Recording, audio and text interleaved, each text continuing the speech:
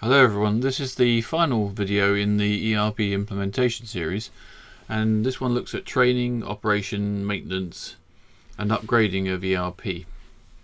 So this is session 7H. So we're going to look first at the types of training during implementation of an ERP system. There are 6 keys to effective ERP implementation training for staff. The first is to focus on business processes and not transactions. You don't just teach how to perform transactions, you describe the transactions in the context of how a person who's going to use the system would complete their everyday role, their tasks they have to do every day. Secondly, relate new business processes to the existing environment. So don't try and teach your staff how the new processes work. They'll soon lose interest in trying to work that out.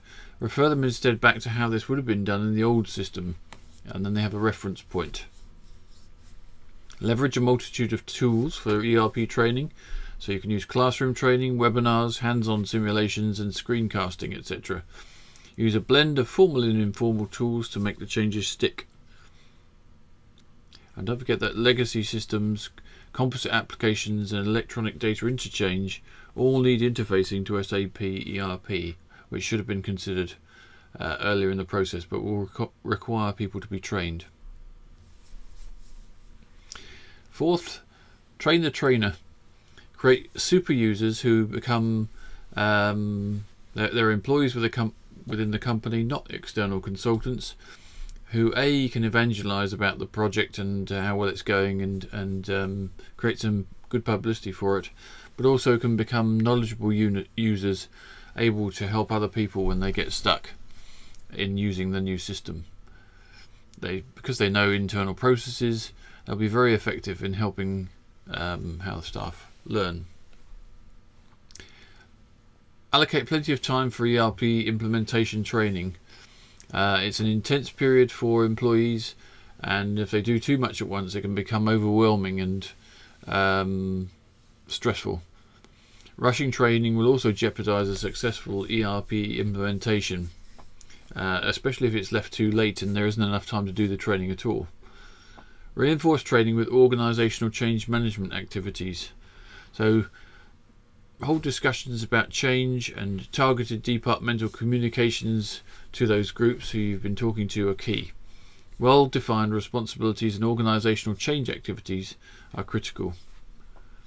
This combination of training and change management activities will succeed. And as we said, super users can train other staff members and help departments into using these new methods. So who should you be training?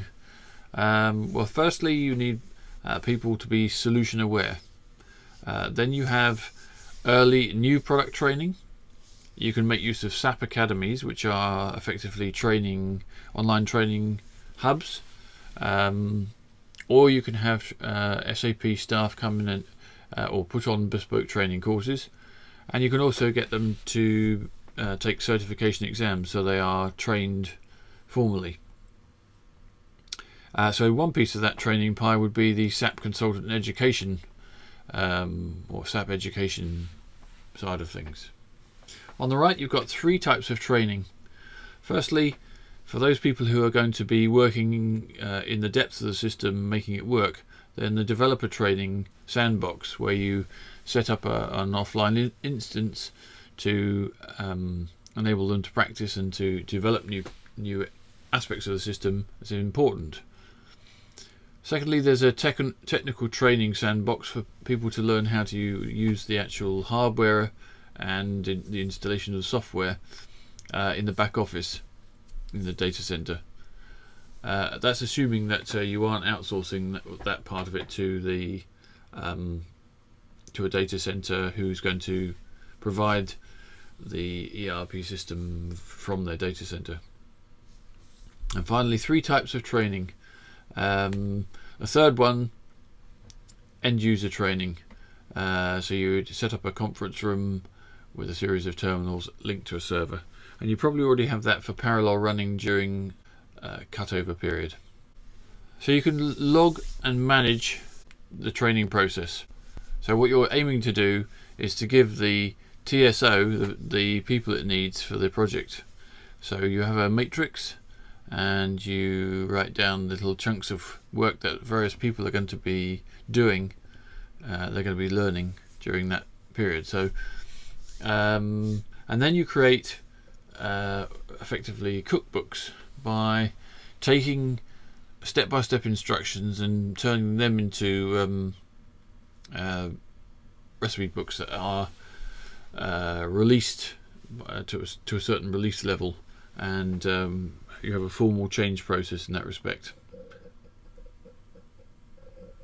You create a custom training plan for a particular employee. Depending on what they're going to be supporting, you have that training program in place, so it can be drawn on at any one time.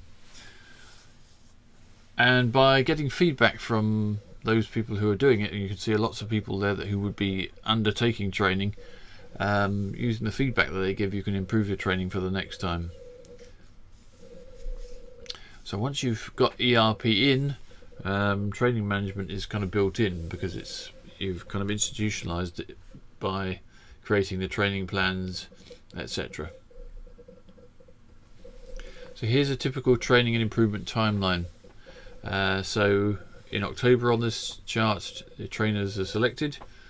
The trainers training happens in the following couple of weeks. Then the classroom training starts with the trainers attending that as well. Then there are practice opportunities.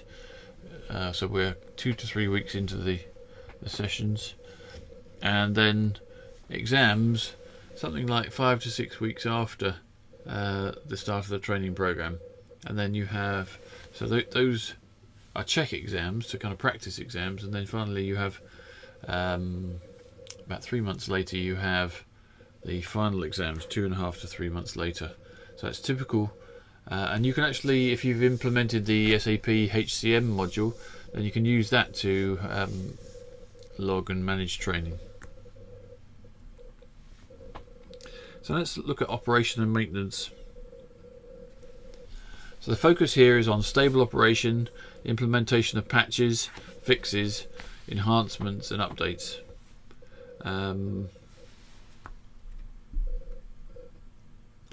There are 5 ways to cut the cost of maintenance and support.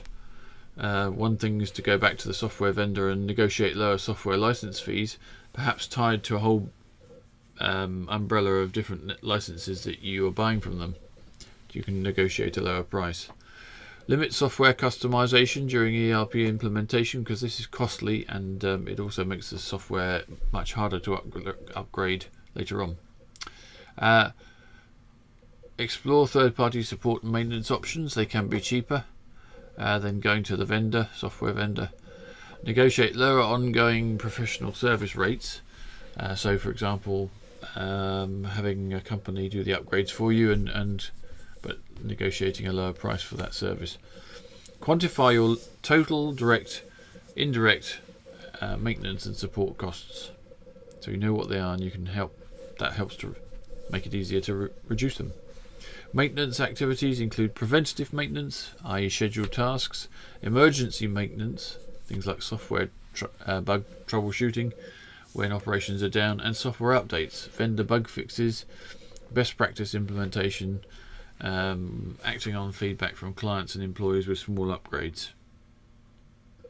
Maintenance should be tested on a non-live instance of the system, so that you don't cause yourself a problem if it goes wrong. The value of maintenance and support. There are a lot of companies that don't take advantage of ERP vendor services, which is kind of strange. 70% of firms' total ERP costs relate to service and maintenance, yet most of them fail to see the value in maintenance services and don't really take them up, even when they've paid for them. 85% of SAP customers barely use SAP's basic support services, but in fact a lot of benefit can come from those, because there are bug fixes, enhancements and help desk support available, compliance updates that ensure ERP meets legal obligations, that can be put into the software to make them work better and report better. Improved data flow, better reporting, and hardware compatibility. All these things can come from engaging more with the ERP vendors' basic support services. It's a trap to think that ERP, once it's installed and working, the project's finished. It's actually a continuous process of improvement after that. So you're kind of drawing value from what is a plant that you have to culture. For global SAP operations support, you set up a structure under the TSO and allocate responsibilities for different aspects of the training and operations. You can write out also a best practices and implementation guide for the help desk, so that when somebody rings up and you've got a kind of reference to go through and look, is this a potential problem that we know about. So that on the right hand side there you can see a document with some of those things in it that somebody has thought to put together as best practices in implementation. You'd have an electronic operations manual that sits in a repository and can be drawn on the route from operations centres from around the world. The input sources for those: current state documentation, operations tasks and checklists, installation checklists, and process documentation. So these manuals, these online manuals, are a sort of support for change management. And they also allow for a disaster recovery crash kit to be put together, written what to do in case of this all goes wrong.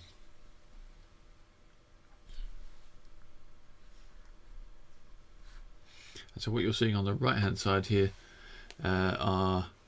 is a electronic documentation about some servers, and that all is part of documenting the nature of those servers.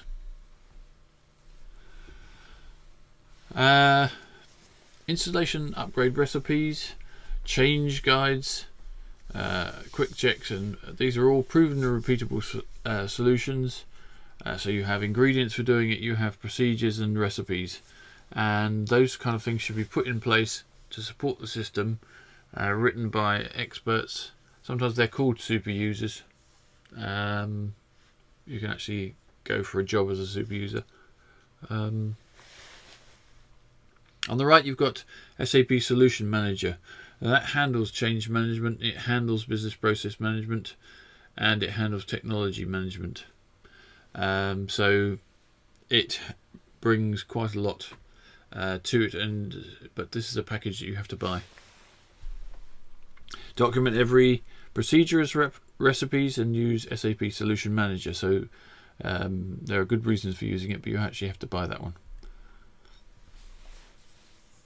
Managing system modifications. Request for change, control system modifications. So once you've got a system, it's live, then you mustn't allow people to make undocumented changes to the system.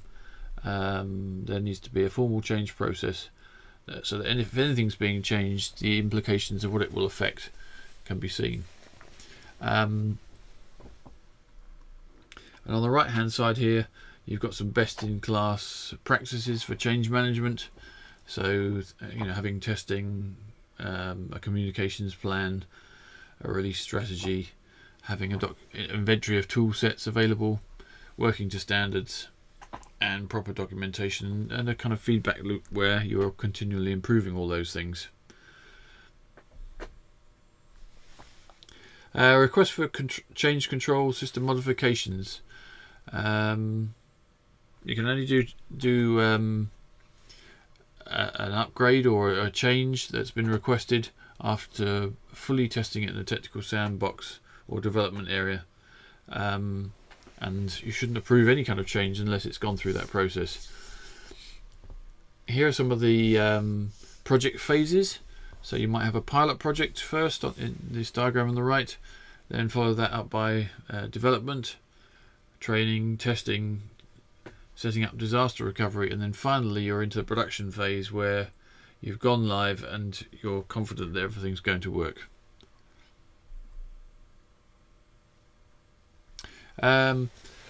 Also, if you've got a big company and there's a lot of operations going on, then you have an operations support center, and this handles things like the process for maintaining documentation, a knowledge repository. It carries out performance of operations and drills. Scripts geared at collecting standards SAP performance data are written here and run here. Documented daily procedures and lists to do checks on the system and put things right if there are any faults. Documented regularly scheduled procedures include weekly, monthly, quarterly, semi-annual and annual operations monitoring activities, and with requisite meetings with the right staff. An enterprise SAP-aware systems management application is what we'll be running here. Documented systems, backup, restore and server rebuild processes, that is all handled in this SAP Operations Center. So upgrading systems during operation and maintenance. The reasons why to upgrade ERP systems: to gain more competitive advantage, new features other firms haven't installed yet, to go into new markets globally, so you can install features assisting data flows, making global operations easier, and also accounting for differences in general accepted accounting practices and currency rates in exchange.